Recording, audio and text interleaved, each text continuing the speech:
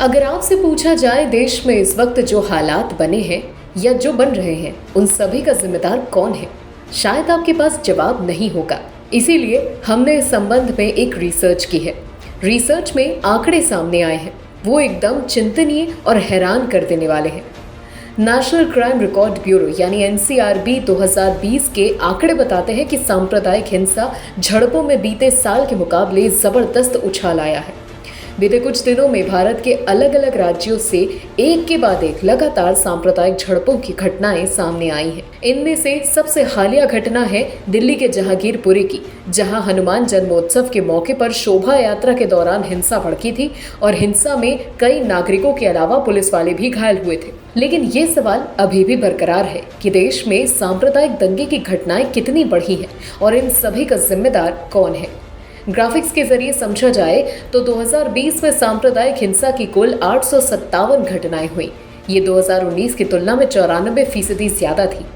सांप्रदायिक हिंसा की घटनाओं में अचानक उछाल का अहम कारण दिल्ली है।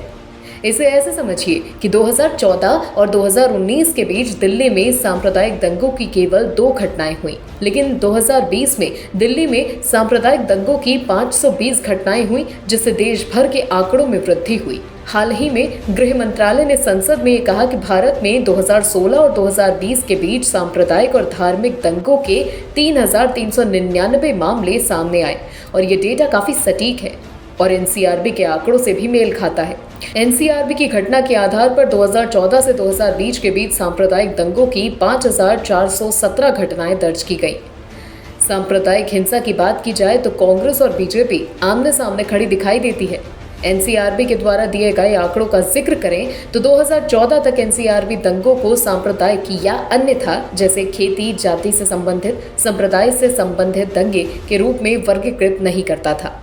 हालांकि गृह मंत्रालय ने 2006 और 2012 के बीच सांप्रदायिक घटनाओं की संख्या जारी की और इससे ये अंदाजा लगाया जा सकता है कि इन दोनों पार्टियों की सरकार के दौरान तुलनात्मक स्थिति कैसी है। गृह मंत्रालय की ओर से जारी आंकड़े के मुताबिक साल 2008 कांग्रेस सरकार के लिए सांप्रदायिक दंगों के लिहाज से सबसे खराब समय था। इस साल 943 घटनाएं दर्ज की गईं। साल 2014 में एनसीआरबी के अनुसार देश में 1227 सांप्रदायिक घटनाएं हुई और इसी साल बीजेपी की सत्ता में वापसी हुई थी। यदि दोनों पार्टियों की सरकार के कार्यकाल की तुलना की जाए तो 2006 और 2012 यानी कांग्रेस सरकार के 6 साल के कार्यकाल के दौरान सांप्रदायिक हिंसा की कुल 5,142 घटनाएं दर्ज की गईं, जबकि 2014 और 2020 के बीच यानी बीजेपी सरकार के शासन के 6 वर्ष कुल 5,417 घटनाएं दर्ज की गईं। खैर, अनेकता में एकता रखने वाले भारत के लोग किसी न किसी मुद्दे को लेकर आमने सामने रहते ही हैं। हाल ही में हुई हिजाब, हलाल किताब, अजान स्मारक आदि घटनाएं भारत के बदले हुए स्वरूप को पेश कर रही हैं। भाईचारे का संदेश देने वाला हमारा देश किस आग में तप रहा है? कौन आग में घी डालने का काम कर रहा है? इस बारे में हमको और आपको सोचना भी होगा, समझना भी पड़ेगा और साथ ही एक्शन भी लेना पड़ेगा। खैर, ये तो बात थी आज की, लेकिन इसी तरह की और इंटरेस्टिंग वीडियोस के लिए आप बने रहिए हमारे चैनल के साथ।